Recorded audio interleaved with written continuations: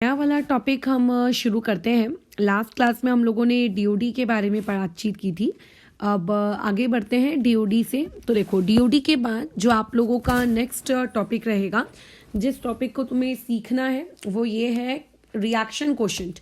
बहुत ही प्यारा सा छोटा सा छुटपुट सा टॉपिक है, जल्दी से इसको समझ लेते हैं और इस टॉपिक से रिलेटेड छोटे छोटे एक दो न्यूमेरिकल्स देख लेंगे, ठीक है, इफ़ पॉसिबल तो। और उसके बाद नेक्स्ट टॉपिक में हम मूव कर जाएंगे, दैट विल बी ली-चार्टियर्स प्रिंसिपल। इसके बाद तो पहले समझते हैं कि रिएक्शन क्वोशिएंट है क्या। ज़्यादा थियोरेटिकली लैंग्वेज में बकवासबाजी हमको नहीं करनी है कि ऐसा वैसा तैसा जैसा एक्सेट्रा एक्सेट्रा, वो सब बिल्कुल नहीं, ठीक है। एकदम पॉइंट टू पॉइंट और बातचीत खत्म। For example, you have a reaction, आपके पास कोई एक रिएक्शन है, लेट्स इमेजिन है ए और प्लस यहाँ पे 2B is giving you 3C, ठीक है। ये रिएक्शन अभी मान लेते हैं T इक्वल टू 2 मिनट्स पर है, मतलब अभी रिएक्शन को शुरू हुए जस्ट 2 मिनट हुआ है। 2 मिनट पर A की कुछ क्वांटिटी होगा, B का कुछ क्वांटिटी होगा, C का कुछ क्वांटिटी होगा, बराबर इस प्रकार से। अब मान लेते हैं ये रिएक्शन आपकी T इक्वल टू 11 मिनट्स पे चली गई।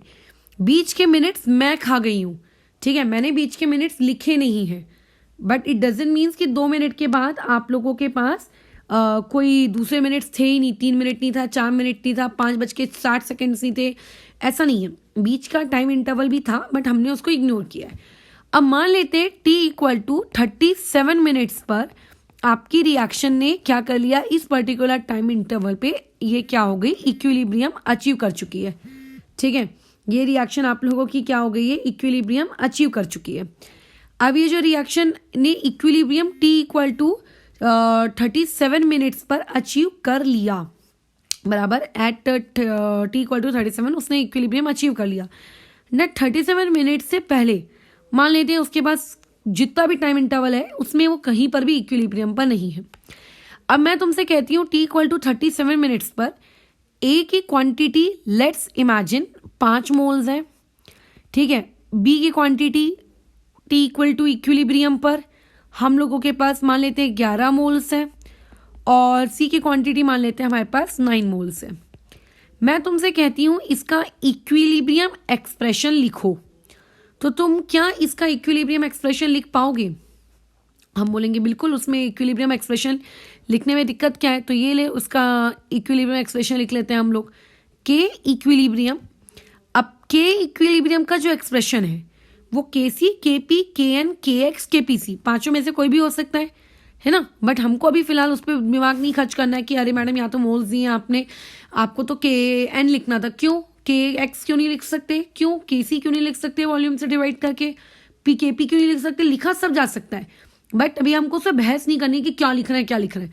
के इक्विलिब्रियम लिखेंगे, तुम बोलोगे कि ये लो लिख लो कंसंट्रेशन ऑफ C, उसके ऊपर में 3, यहाँ पे आ जाएगा, यहाँ पे कंसंट्रेशन ऑफ A और यहाँ पे आ जाएगा कंसंट्रेशन ऑफ B और यहाँ पे आ जाएगा स्क्वायर, बराबर। ये लिखना आता है ना, ये हाँ आता है।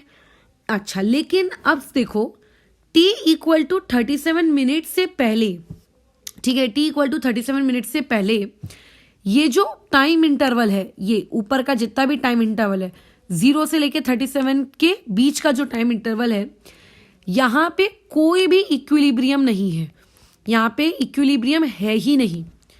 और इस T इक्वल टू 37 के बाद भी मान लेते हैं अगर आप टाइम इंटरवल बढ़ा दिए, मान लेते हैं आपकी रिएक्शन आगे भाग गई, तो यहाँ पर भी इक्विलिब्रियम नहीं है। इक्विलिब्रियम सिर्फ एक जगह पर है, उस जगह के लिए मैंने के इक्विलिब्रियम लिख दिया, उसका एक्सप्रेशन लिख दिया, बराबर। लेकिन अब ये जो ऊपर और ये रिएक्शन के नीचे की जो जगहें हैं, यहाँ तो इक्विलिब्रियम है ही नहीं।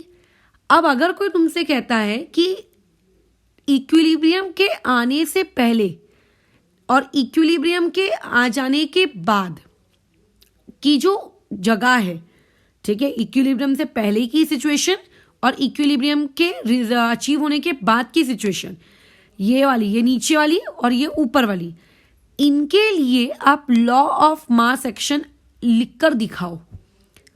क्या लिख के दिखाओ? इसके लिए लॉ ऑफ मास एक्शन लिख के दिखाओ। तो लॉ ऑफ मास एक्शन चाहे इक्विलिब्रियम के लिए लिखें कि नो इक्विलिब्रियम वाली जगह के लिए लिखें। लॉ ऑफ मास एक्शन ही होता है कि प्रोडक्ट की कंसंट्रेशन में पावर डिवाइडेड बाय जितने भी रिएक्टेंट है उनकी कंसंट्रेशन में और उनकी फिर पावर। तो तुम बोलोगे यहाँ पे आप लिखो लॉ ऑफ मास एक्शन, तो यहाँ पे लॉ ऑफ मास एक्शन मैंने लिखा C, इसके ऊपर में Q, यहाँ पे मैंने लिखा A और यहाँ पे मैंने लिखा क्या कहते हैं आपका B का स्क्वायर। अब मुझे एक बात बताइए, इस एक्सप्रेशन में और इस नीचे वाले एक्सप्रेशन में क्या डिफरेंस है? मुझे तो वहां कोई डिफरेंस नहीं दिख रहा।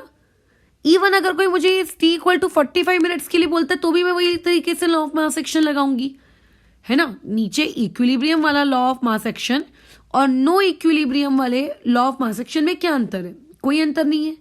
लेकिन जहां पे नो इक्विलिब्रियम है, जहां पे इक्विलिब्रियम आया ही नहीं है, क्या इस चीज को मैं के इक्विलिब्रियम इक्वल टू ऐसा लिख सकती हूँ? नहीं लिख सकते। ये वर्ड जो होता है ना के इक्विलिब्रियम, ये तभी प्रयोग में लाया जाता है जब आप लोगों की रिएक्शन इक्विलिब्रियम पर हो। अब लॉ ऑफ मास एक्शन तो लगा दिया है, कहाँ के लिए लगा दिया है? उस जगह पे लगा दिया है जहां पे इक्विलिब्रियम ही नहीं है। तो जब जब लॉ ऑफ मास एक्शन को आप इक्विलिब्रियम पे लगाते हो तो वो केपी भी हो सकता है, केसी भी हो सकता है, केएन भी हो सकता है, केएक्स भी हो सकता है, केपीसी भी हो सकता है, पांचों में से कुछ भी हो सकता है। लेकिन जब आप उसी लॉ ऑफ मास एक्शन को किसी ऐसी सिचुएशन के लिए लगा देते हो जिसने अभी तक इक्विलिब्रियम अचीव नहीं किया है, या फिर जो इक्विलिब्रियम को छोड़कर रिएक्शन बहुत आगे भाग गई है, ठीक है, या तो रिएक्शन अभी तक इक्विलिब्रियम पे पहुंची नहीं है अपने डेस्टिनेशन तक, या फिर आप सोते रह गए और ट्रेन स्टेशन से छूट गई, आप आगे स्टेशन पहुंच चुके हो, ऐसा कुछ आपके साथ हो गया है। या तो आपका इक्विलिब्रियम छूट गया या तो अभी आने का ही है। ऐसी सिचुएशन के लिए अगर कभी लॉ ऑफ मास एक्शन लगाया जाए तो उस लॉ ऑफ मास एक्शन को KP, KC, KN, KX, KPC से डिनोट नहीं कर सकते। उसके लिए एक नया सिंबल बनाया गया। दैट नया symbol is Q and this नया symbol is known as reaction quotient. ठीक है, is known as reaction quotient. तो आई होप सो कि रिएक्शन कोशेंट क्या होता है ये बात दिमाग में गई हो। तो रिएक्शन कोशेंट क्या है? किसी भी रिएक्शन में एक पॉइंट होता है जहां पर इक्विलिब्रियम अचीव हो जाती है, बराबर है। एक पॉइंट होता है जिस पॉइंट पे इक्विलिब्रियम अचीव हो जाती है। उस पॉइंट के पहले इक्विलिब्रियम नहीं होती, उस पॉइंट के बाद इक्विलिब्रियम नहीं होती। अब उस पॉइंट पर यदि आपने लॉ ऑफ मास एक्शन लगाया तो वो law of mass action KP, KC, KN, KX, KPC पांचों में से कुछ भी हो सकता है। लेकिन अगर आपने उस पॉइंट को छोड़ दिया, ठीक है, उस पॉइंट से पहले लॉ ऑफ मास एक्शन लगाने बैठ गए, तो उसी लॉ ऑफ मास एक्शन को हम लोग क्या कहते हैं? Reaction quotient. या फिर आपने अगर उस इक्विलिब्रियम वाले पॉइंट को छोड़ दिया और इक्विलिब्रियम वाले पॉइंट के आगे यदि आपने क्या लगा दिया? लॉ ऑफ मास एक्शन लगा दिया, तो वाली चीज ही आपकी क्या कहलाती है? Reaction quotient. समझ लो। सो रिएक्शन कोशेंट और आपके KP, KC, KN, KX, KPC दोनों को जो निकालने का तरीका है वो अलग नहीं है। दोनों तरीके सेम है लेकिन दोनों का मीनिंग अलग है। KP, KC, KN, KX, KPC are defined specifically for equilibrium. ये जो आप वैल्यूज पुट करेंगे ना, चाहे बी का मोल पुट करो, चाहे ए के मोल पुट करो, चाहे कंसंट्रेशन पुट करो, चाहे मोल फ्रैक्शन पुट करो, ये सारी की सारी वैल्यू स्पेसिफिकली इक्विलिब्रियम वाली ही होनी चाहिए। ठीक है, यानी कि ए के इक्विलिब्रियम पे कितने मोल्स हैं, किसी और पोजीशन की वैल्यूज नहीं होनी चाहिए। ठीक है, लेकिन रिएक्शन क्वेश्चन लिखते वक्त आप कहीं की भी वैल्यूज डाल दो। तो दोनों में मात्र इतना सा अंतर है कि reaction question law of mass action ही है बट किसी भी पर्टिकुलर पॉइंट पर, ठीक है, अदर देन इक्विलिब्रियम। और आप लोगों का जो क्या कहते हैं ये केपी, केसी, केएनएक्स या इक्विलिब्रियम एक्सप्रेशन है वो क्या है? वो भी लॉ ऑफ मास एक्शन है, उसी सेम तरीके से निकाला जाता है, लेकिन सिर्फ और सिर्फ इक्विलिब्रियम पर ही वो डिफाइन होता है। तो ये थे आपके रिएक्शन क्वेश्चन को लेकर उसकी डेफिनेशन। खत्म। तो रिएक्शन क्वेश्चन क्या है? It is law of mass action, LOMA, ठीक है, लोमा, ठीक है, एट एनी पॉइंट या एट एनी टाइम, ठीक है, एट एनी टाइम या एनी पॉइंट कुछ भी लिखो, अदर देन इक्विलिब्रियम। इक्विलिब्रियम को अगर मैं छोड़ दूं तो इक्विलिब्रियम को छोड़कर किसी भी समय पर अगर आपने लोमा को लगा दिया तो इसको हम लोग क्या कहते हैं, रिएक्शन क्वोशिएंट। तो ये पहला पॉइंट हो गया नोट्स का। पॉइंट नंबर 2 नोट्स में हम ये लिखेंगे कि रिएक्शन क्वोशिएंट हम पढ़ क्यों रहे हैं।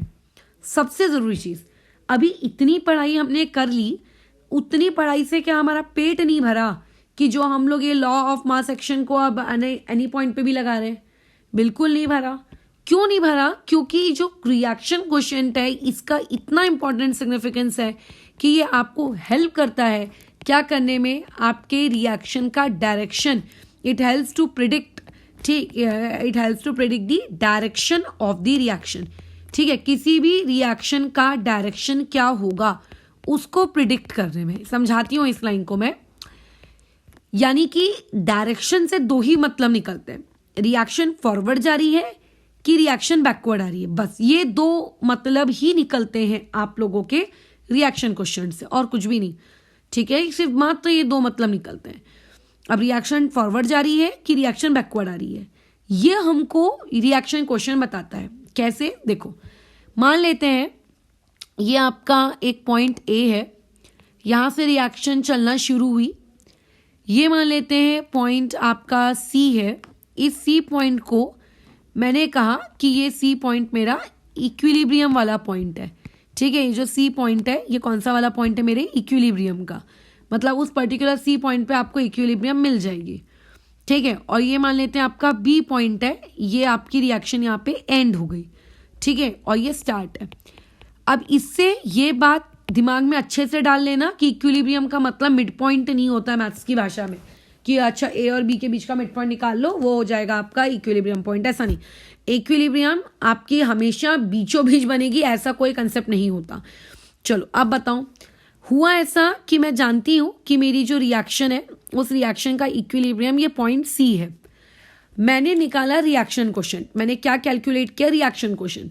रिएक्शन क्वोशिएंट यानी कि क्यू कैसे कैलकुलेट करते हैं? लोमा से कैलकुलेट करते हैं। लोमा लगाना तो आता ही है ना, बस खत्म। लगे तो हम न्यूमेरिकल भी कर लेंगे 1-2। तो ये हमने रिएक्शन क्वोशिएंट कैलकुलेट किया क्यू। मान लेते हैं मेरे रिएक्शन क्वोशिएंट की एक वैल्यू आई। मान लेते हैं मेरे रिएक्शन क्वोशिएंट की एक वैल्यू आई। मान लो कि वो वैल्यू इस आपके नंबर स्केल पर यहां कहीं आई। ये मेरा क्यू मान लेते हैं, लेट कि मेरा क्यू यहां कहीं आया, ये मेरा क्यू निकल के आया मान लो। तो इस केस नंबर 1 को देखकर तुम्हें क्या लग रहा है?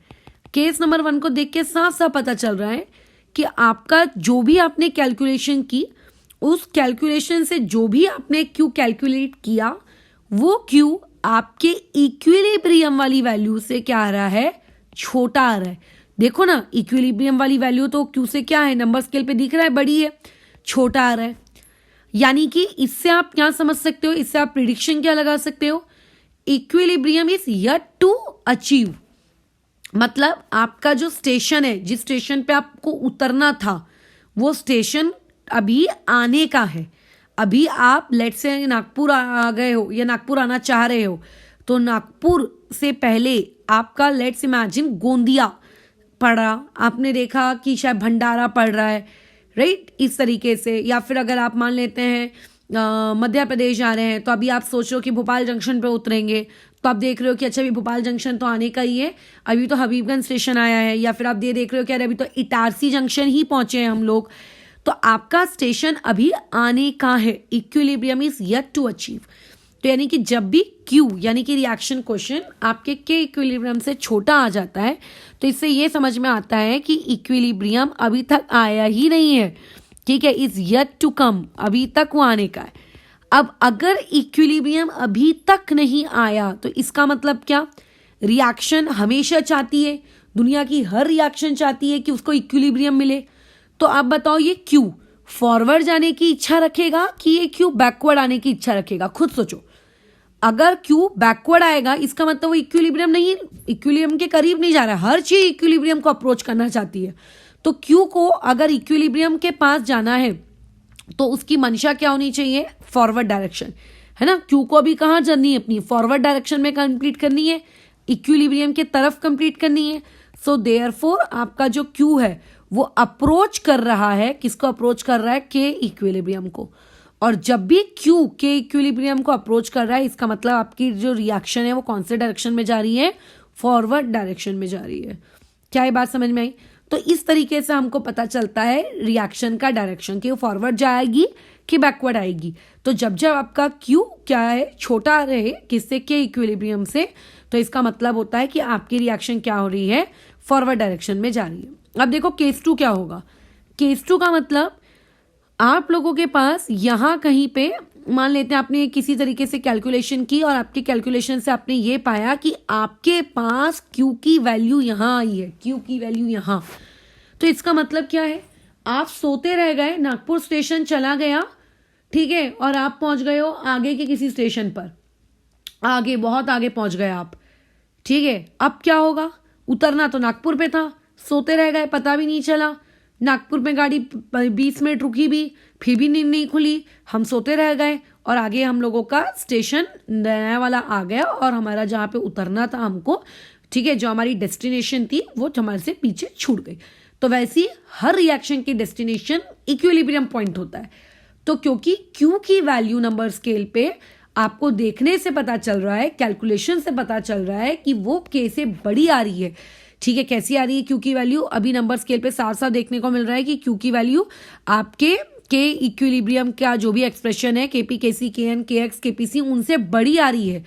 तो ऐसे केस में इससे ये समझ में आता है कि आप लोगों का जो इक्विलिब्रियम है वो बेचारा इक्विलिब्रियम क्या हो गया, आप लोगों का पीछे छूट गया, ठीक है। वो आया और आप सोए हुए थे, आपको पता भी नहीं चला और रिएक्शन आपकी इक्विलिब्रियम को छोड़कर आगे भाग गई, ठीक है। अब ऐसे में अगर मान लेते हैं कल को तुम्हारे साथ सही में ऐसा हो जाए कि तुम सोते रह गए और तुम किसी आगे वाले स्टेशन पे चले गए, तो ऐसे में क्या होगा, जब तुम्हारी नींद खुलेगी तो इससे क्या समझ में आएगा, इससे क्या समझ में आएगा, इससे ये समझ में आएगा हम लोगों को कि अरे यार अब तो नए वाले स्टेशन पे उतरो और आप पीछे की तरफ जाओ, मतलब वापस जहाँ से आपका रास्ता छूट गया है उसको उसके पास जाओ, है ना, वापस ना दूसरी ट्रेन पकड़ के वापस पीछे जाना पड़ रहा है।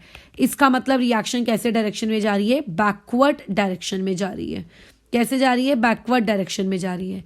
तो रिएक्शन फॉरवर्ड कब जाएगी, बैकवर्ड कब जाएगी, ये रिएक्शन क्वेश्चन का सिग्निफिकेंस होता है। अगर आपने रिएक्शन क्वेश्चन निकाल लिया, अगर आपने इक्विलिब्रियम कांस्टेंट वाली वैल्यू निकाल ली और अगर आपकी वैल्यूज दोनों निकल जाने के बाद अगर आप कंपेयर कर रहे हो तो आपको साफ साफ पता चल जाएगा कि फॉरवर्ड कब है, बैकवर्ड कब है। और केस नंबर 3 तो इतना आसान है, उसके बारे में तो कमेंट ही क्या करना कि मान लेते हैं आपने रिएक्शन क्वेश्चन कैलकुलेट किया, ठीक है, Q आपने कैलकुलेट किया और मान लेते हैं आप ही ने इक्विलिब्रियम एक्सप्रेशन से K भी कैलकुलेट किया और इसका आपका दोनों वैल्यू कैसा आ गया, इक्वल आ गया। इससे क्या समझे कि जस्ट तुम्हारी नींद खुली और जस्ट नागपुर स्टेशन आ गया था। अरे मतलब ना तो तुम्हारी नींद पहले खुली ना तो तुम्हारी नींद बाद में खुली, बाल बाल बचे तुम एकदम, ठीक है। अगर जल्दी खुल जाती तो अफसोस होता है यार जल्दी खुल गई यार, नींद खराब हो गई। लेट खुलती तो ज़्यादा अफसोस होता कि अरे यार अब तो वापस दूसरी ट्रेन पकड़ के पीछे जाना पड़ेगा। ये वो सिचुएशन है जहाँ पे आपका के इक्विलिब्रियम और Q दोनों आपस में क्या आ गए, बराबर आ गए, दोनों आपस में क्या आ गए, बराबर आ गए, ठीक है। अच्छा, अब जब ये दोनों के दोनों महाराज लोग बराबर आ गए तो ऐसे में अब आप क्या करेंगे, ऐसे में अब क्या करेंगे, इसमें क्या करेंगे, इसका मतलब है कि वी आर एट इक्विलिब्रियम, ठीक है, वी आर एट इक्विलिब्रियम और रिएक्शन ना तो फॉरवर्ड है ना तो बैकवर्ड है, मतलब एक डायनामिक इक्विलिब्रियम स्टैब्लिश हो गया है, वी आर एट इक्विलिब्रियम। तो आप इक्विलिब्रियम पे हो कि नहीं हो, अगर हो तो फॉरवर्ड पीछे हो इक्विलिब्रियम से कि आगे हो, अगर आगे हो तो आपको अब क्या करना है रिएक्शन ने, और अगर पीछे हो तो अब रिएक्शन ने क्या करना है, ठीक है। इस तरीके से बातचीत होगी। तो जब जब Q आप लोगों का के इक्विलिब्रियम वाली वैल्यू से छोटा आता है तो रिएक्शन हमेशा खुद को फॉरवर्ड डायरेक्शन में शिफ्ट करेगी। अगर Q बड़ा हो जाए तो रिएक्शन खुद को बैकवर्ड डायरेक्शन में शिफ्ट करेगी, ठीक है। शिफ्टिंग रिएक्शन की कहाँ होगी, बैकवर्ड डायरेक्शन में शिफ्टिंग होगी, ठीक है। कहाँ पे होगी इसकी शिफ्टिंग, बैकवर्ड डायरेक्शन में उसकी शिफ्टिंग होगी। लेकिन अगर आप लोगों की रिएक्शन पहले से इक्विलिब्रियम पे है तो इसका मतलब होगा कि आपकी रिएक्शन में किसी भी प्रकार का कोई भी शिफ्ट होने वाला नहीं है। ये सबसे बड़ी इंपॉर्टेंस है किस चीज की, आप लोगों के रिएक्शन क्वेश्चन की। तो रिएक्शन क्वेश्चन से हमने क्या क्या सीखा कि पहले तो रिएक्शन क्वेश्चन नामक बला क्या है। रिएक्शन क्वेश्चन कोई नमूनी चीज नहीं है, ये एक प्रकार से आप लोगों का लॉ ऑफ मास एक्शन ही है, लेकिन इक्विलिब्रियम पे नहीं, इक्विलिब्रियम पे नहीं, ठीक है। इक्विलिब्रियम पे लगा दिया तो फिर वो के पी के सी के एन एक्सेट्रा एक्सेट्रा कहलाने लगेगा। पॉइंट नंबर 2 हमने ये सीखा कि ये रिएक्शन का डायरेक्शन प्रेडिक्ट करने में मदद करती है। कैसे? आपको के इक्विलिब्रियम निकालना तो आता ही है, मैंने कई सारे इलस्ट्रेशंस भी करके दिखाए हैं, प्लस अभी सुबह के वक्त कॉपी चेकिंग भी करवाते हो, तो उस दौरान तुम लोग क्या निकालते हो? के इक्विलिब्रियम ही तो निकालते हो। रिएक्शन क्वेश्चन निकालना भी आ जाएगा, कैसे निकालेंगे? तो अभी मैं क्वेश्चन करा के देती हूँ, पता चल जाएगा। रिएक्शन क्वेश्चन निकालना भी बहुत आसान है, लेट से वो भी निकाल लिया। अब क्वेश्चन वाले ने तुमको घुमा के पूछ लिया कि बताओ रिएक्शन फॉरवर्ड गई, बैकवर्ड गई कि कहाँ गई, तो इसमें कंफ्यूज नहीं होना, ये केसेस याद रखना, ठीक है। अच्छा, क्या ये केसेस रटने लायक है क्या? नहीं, मैं तो नहीं रटती इसको, कभी आदमी नहीं रखती मैं तो, मेरे दिमाग में अपने आप होता है कि अच्छा जब क्यू छोटा आया है मतलब अभी तक तो हमारी डेस्टिनेशन आने की है, इसका मतलब अभी तो और आगे जाना है और पढ़ाई करनी है, तो ये उस प्रकार की बात है, ठीक है। तो मेरे हिसाब से आई डोंट थिंक कि यहाँ पे कोई गड़बड़ हुई होगी। इस चीज़ को मैथमेटिकली भी समझाया जा सकता है, एक इक्वेशन लेकर डिनोमिनेटर न्यूमरेटर की मैथ्स करके, बट आई थिंक कोई रिक्वायरमेंट नहीं है उसकी, ठीक है, इस वजह से मैं उसको नहीं करवा रही हूँ। अच्छा, और उसके अलावा कुछ आप लोगों को पता होना चाहिए कि अगर एक रिएक्शन फॉरवर्ड डायरेक्शन में शिफ्ट हो रही है, इसका मतलब क्या हो रहा है? मोर प्रोडक्ट इज फॉर्म्ड, है ना। फॉरवर्ड डायरेक्शन में जा रही है, इसका मतलब क्या हो रहा है? प्रोडक्ट बना रही है, ठीक है। प्रोडक्ट बना रही है, इसका मतलब रिएक्टेंट खर्च हो रहा है। प्रोडक्ट बना रही है मतलब रिएक्टेंट क्या हो रहा है? खर्च हो रहा है, राइट। और अगर रिएक्शन बैकवर्ड डायरेक्शन में आती है, इसका मतलब ये होता है कि जो प्रोडक्ट बनाया था वो बेचारा डिकम्पोज हो रहा है और आप लोगों का रिएक्टेंट क्या हो रहा है? फॉर्म हो रहा है, ठीक है, रिएक्टेंट फॉर्म हो रहा है। चलो आगे बढ़ते हैं, पहले क्वेश्चन करते हैं, फिर थर्ड पॉइंट सीखेंगे रिएक्शन क्वेश्चन का, फिर हम लोगों के पास खत्म है टॉपिक।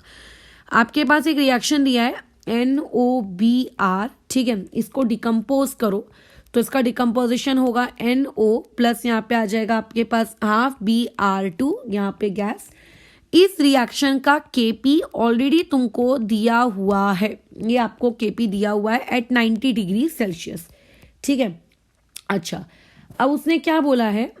आपके पास जो भी NOBr है, आपके पास जो भी NO है और जो भी आपके पास Br2 है, आपने इन सारी चीज़ों को मिक्स कर दिया, ठीक है। आपने क्या कर दिया? इस 90 डिग्री सेल्सियस पर आपने इन सारी चीज़ों को मिक्स कर दिया। मिक्स करने के बाद आपने क्या किया? वेट किया, और आप बोलते हो कि चलो एक बार फिर से हम क्या करते हैं? पार्शियल प्रेशर कैलकुलेट करते हैं, ठीक है।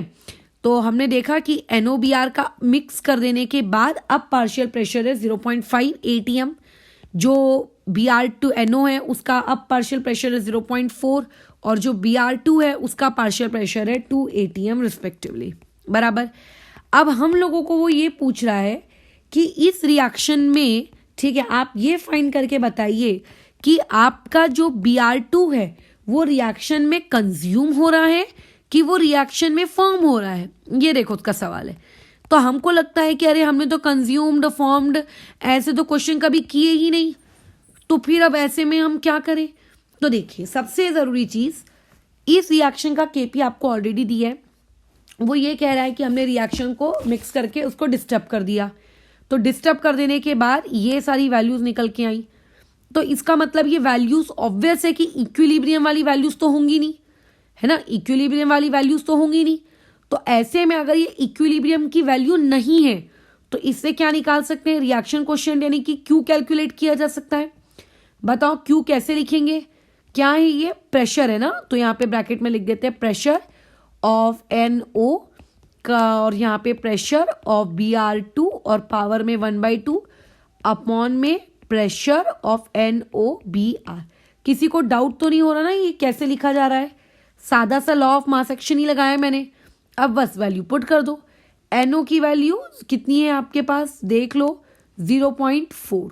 Br2 की वैल्यू कितनी है? ये 2 और उसकी पावर में 1/2। और NOBr की वैल्यू कितनी है? 0.5। तो 0.4 और 0.5 4/5 आएगा, जिससे मैं कैंसिल आउट वगैरह कर लूँ तो वो आएगा आपका 4/5। 4/5 इज नथिंग बट 0.8। ठीक है, ये हो गया आपका 0.8। 2 की पावर 1/2 यानी कि वो कुछ नहीं है बल्कि √2 है, बराबर। और √2 की वैल्यू तो आपने छोटे स्टैंडर्ड में 10 तक में पढ़ी होगी, 1.414 होती है। तो मुझे ये √2 की वैल्यू मिल गई। अच्छा, अब इसका मल्टीप्लीकेशन उठा के कर दो, तो 8 4 32 कैरी 3, 8 1 8 9 10 11, एक और कैरी 1, 8 4 32 कैरी 1 33, 8 1 8 9 10 11। ये कुछ इस प्रकार से मुझको मिला 1.11112 के आसपास। थोड़ा बहुत अगर कैलकुलेशन एरर हुई हो तो उसको तुम संभाल लेना, बट ये मेरे पास क्यू की वैल्यू आई 1.1 के अप्रॉक्स। और मुझे इस क्वेश्चन का केपी ऑलरेडी दिया हुआ है। कितना दिया हुआ है इस क्वेश्चन का केपी? 0.15। बाप रे, इस क्वेश्चन का केपी 0.15 है और मेरा क्यू आया है 1.1। मतलब इस क्वेश्चन को साफ साफ देखकर समझ में आ रहा है कि क्यू आपका बड़ा है केपी से। अगर क्यू बड़ा है इसका मतलब इक्विलिब्रियम आ गया और आके चला भी गया, रिएक्शन आगे भाग गई। अब अगर रिएक्शन आगे भाग गई है तो वापस से इक्विलिब्रियम आने के लिए रिएक्शन को क्या होना पड़ेगा? बैकवर्ड शिफ्ट होना पड़ेगा। क्या होना पड़ेगा? रिएक्शन बैकवर्ड शिफ्ट होगी। और अभी अभी हमने बताया था या नहीं बताया तो अपने खुद के दिमाग से सोचो कि जब एक रिएक्शन बैकवर्ड शिफ्ट होगी इसका मतलब क्या है, इसकी फील क्या है? इसकी फील यह है कि रिएक्शन बैकवर्ड शिफ्ट यदि हो रही है मतलब जितना भी प्रोडक्ट बना था वो प्रोडक्ट अब वापस से किसमें कन्वर्ट हो रहा है? वो प्रोडक्ट अब वापस से कन्वर्ट हो रहा है रिएक्टेंट में। यानी कि प्रोडक्ट में आपका जो Br2 और जो NO बना था वो Br2 और अब वो NO धीरे धीरे धीरे धीरे खत्म होते जाएंगे और उसके बदले में NOBr बनता जाएगा क्योंकि रिएक्शन बैकवर्ड शिफ्ट हो रही है। तो इस क्वेश्चन में पूछा था कि Br2 बनेगा कि खत्म होगा, तो साफ साफ पता चलता है क्योंकि रिएक्शन बैकवर्ड शिफ्ट हो रही है इसीलिए समय के साथ साथ रिएक्टेंट बनेगा। ठीक है, और समय के साथ साथ प्रोडक्ट घटेगा। और क्योंकि Br2 प्रोडक्ट साइड में है सो देयरफॉर ऑब्वियसली कि समय के साथ साथ Br2 भी आप लोगों की रिएक्शन में क्या होगा? कंज्यूम होगा। तो कोई भी रिएक्टेंट या कोई भी प्रोडक्ट रिएक्शन में कंज्यूम हो रहा है कि रिएक्शन में वो प्रोड्यूस हो रहा है, ये डिसाइड कौन करता है? ये डिसाइड करता है आप लोगों का रिएक्शन कोएफिशिएंट। ठीक है, ये कौन डिसाइड करता है? रिएक्शन कोएफिशिएंट ये वाली बातचीत को डिसाइड करता है। एक और क्वेश्चन इसका देख लेते हैं हम लोग। जैसे सिंपल सी चीज है, इसमें तुम्हें डायरेक्शन प्रेडिक्ट करना है। ठीक है, तुम्हें इसमें क्या करना है? डायरेक्शन प्रेडिक्ट करना है। A + B, यहाँ पर इक्विलिब्रियम का साइन 2 टाइम्स ऑफ C। ये रिएक्शन आपको दी हुई है 25 डिग्री सेल्सियस पे। ठीक है, और उसके बाद बोला जा रहा है कि यहाँ पे आप जिस वेसल में ये रिएक्शन हो रही है उस वेसल का वॉल्यूम 2 लीटर दिया है और उस वेसल में 1, 2, 3 मोल्स दिए हुए हैं। ठीक है, किसके moles? Obviously A, B, C के ही मोल्स होंगे। ठीक है, अच्छा, अब तुम्हें इस रिएक्शन में क्या करना है? रिएक्शन का डायरेक्शन प्रेडिक्ट करना है। प्रेडिक्ट दी डायरेक्शन, ठीक है, ऑफ द रिएक्शन। उस रिएक्शन का आप डायरेक्शन प्रेडिक्ट करो। तो जब डायरेक्शन को प्रेडिक्ट करने की बारी आई तो A में Kc इस रिएक्शन का 3 दिया है। ठीक है, तब प्रेडिक्ट करना है जब रिएक्शन का Kn आप लोगों को क्या दिया हुआ है? 6 दिया हुआ है। ठीक है, इस रिएक्शन का आपके पास क्या कहते हैं? Kc आप लोगों का मान लेते दिया है 4.5। अब बताओ, तो ये सिचुएशंस हैं, these are the cases, first case, second case, third case. हाँ, आपको 3 केसेस दिए, आपको एक एक केसेस के लिए बताना है। तो कुछ भी नहीं करना है, पहले तो जो रिएक्शन दी है उस रिएक्शन को बोला क्या जा रहा है कि 25 डिग्री सेल्सियस पर आप लोगों के 2 लीटर का कंटेनर है। उस 2 लीटर के कंटेनर पे आपको इतने इतने मोल्स दिए हुए हैं, बराबर है। आप सबसे पहले इस रिएक्शन का क्या निकाल लें? आप इस रिएक्शन का पहले क्यू निकाल लें। कहीं पर भी नहीं बोला गया कि ये इक्विलिब्रियम की वैल्यूज है। देखो पूरा क्वेश्चन पढ़ लो, कहीं बोला है उसने एट इक्विलिब्रियम, पढ़ो, कहीं बोला है उसने एट इक्विलिब्रियम, नहीं बोला। तो इसका मतलब ये सारी वैल्यूज आपकी इक्विलिब्रियम वाली वैल्यूज नहीं है, ये नॉर्मल वैल्यूज हैं। अच्छा, उसके बाद अब इस क्वेश्चन की कैलकुलेशन की बारी आई। पहले तो मैंने इस क्वेश्चन का डेल्टा एन जी निकाल लिया। डेल्टा एन जी इस क्वेश्चन का कितना आता है, चेक करो, 0 आता है। जब जब डेल्टा एन जी 0 होता है तो देयरफॉर के पी, के सी, के एन, के एक्स और आपका के पी सी, ये चारों पांचों क्वांटिटीज आपस में क्या हो जाती हैं, इक्वल। तो ऐसे में अलग अलग अलग अलग सब निकालने से अच्छा है जो सबसे इजी है वो निकाल लो। के एन निकाल लेते हैं, सॉरी क्यू निकाल लेते हैं, के एन थोड़ी ना निकालेंगे, आप क्यू निकाल लो लॉ ऑफ मास एक्शन से। तो ये लॉ ऑफ मास एक्शन से मैं क्यू निकालने की संपूर्णतः कोशिश करती हूँ कि देखते हैं ये कितना आता है। तो ये आप लोगों की चीज आई। ये कितनी है सी के मोल्स आपके पास, बताओ सी के मोल्स हमारे पास कितने हैं। अच्छा एक मिनट, इसमें कंसंट्रेशन लेनी पड़ेगी ना, क्यू में तो मैं कंसंट्रेशन लेनी पड़ेगी। अच्छा चलो ठीक है, ले लेते हैं। तो वो तो वैसे भी कट ही जाना है, तो ये आ जाएगा कितना है, 3 मोल्स, 3 का स्क्वायर 9, और यहाँ पे कितने थे 1 और 2 मोल्स, तो 1 × 2, ये ऐसा आ जाएगा, यानी कि Q की वैल्यू आई 4.5। अब अपना केस नंबर 1 देखो। केस नंबर 1 में KC की वैल्यू दी हुई है 3। अब Q और अगर मैं KC को कंपेयर करूं तो आपका Q बड़ा आ रहा है KC से, बराबर। तो ये देयरफॉर इस केस नंबर 1 के लिए जो रिएक्शन है, इसका सेंस क्या है कि स्टेशन छूट गया। अब अगर स्टेशन छूट गया तो रिएक्शन को अब क्या आना पड़ेगा, बैकवर्ड आना पड़ेगा ताकि गाड़ी पकड़ सके। तो पहली वाली केस का डायरेक्शन है बैकवर्ड। दूसरे वाले के लिए आपको केसी की वैल्यू दी हुई है 6, ठीक है। अच्छा, और आपका क्यू कितना आया है 4.5। इससे ये समझ में आ रहा है कि क्यू छोटा है और केसी बड़ा है। अगर केसी आपका बड़ा दिया हुआ है, इट मीन्स अभी तक स्टेशन आने का है।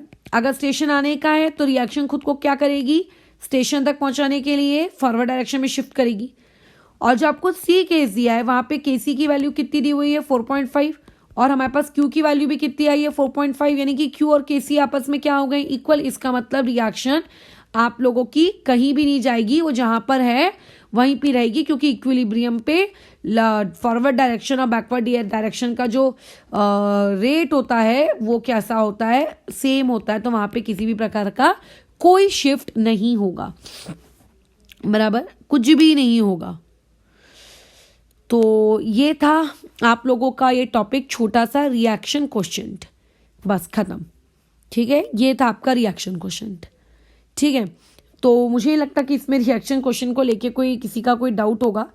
रिएक्शन क्वेश्चन का क्या सिग्निफिकेंस है, क्या रोल है, ये इलस्ट्रेशन से हमने देख भी लिया, ठीक है। और उसके अलावा अब एक आखिरी पॉइंट हम लोग रिएक्शन क्वेश्चन को लेके पढ़ते हैं। उस पॉइंट के बाद हम ये जो टॉपिक है आपका रिएक्शन क्वेश्चन, इसको समाप्त कर देते हैं, ताकि आगे फिर नए टॉपिक ली चार्टेलियस प्रिंसिपल पे हम लोग क्या कर सकें, मूव कर सकें। देखो, अब मुझको आपके इस रिएक्शन क्वेश्चन की रेंज के बारे में बात करनी है। रेंज ऑफ क्यू की रेंज क्या होती है। तो पहले तो मैं तुम्हें बता देती हूँ, क्यू की रेंज होती है 0 से लेकर आप लोगों का इन्फिनिटी, ठीक है। ये होती है क्यू की रेंज।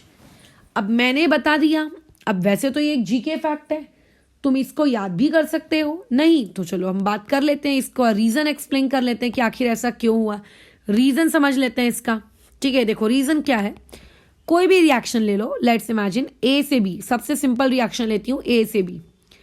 मैं तुमसे कहती हूं इस रिएक्शन का, आप इस रिएक्शन को 2 नजर से देखो, ठीक है। आप इस रिएक्शन को 2 नजर से देखो। पहले आप इसको देखो, ए से बी जा रही है, इस नजर से देखो।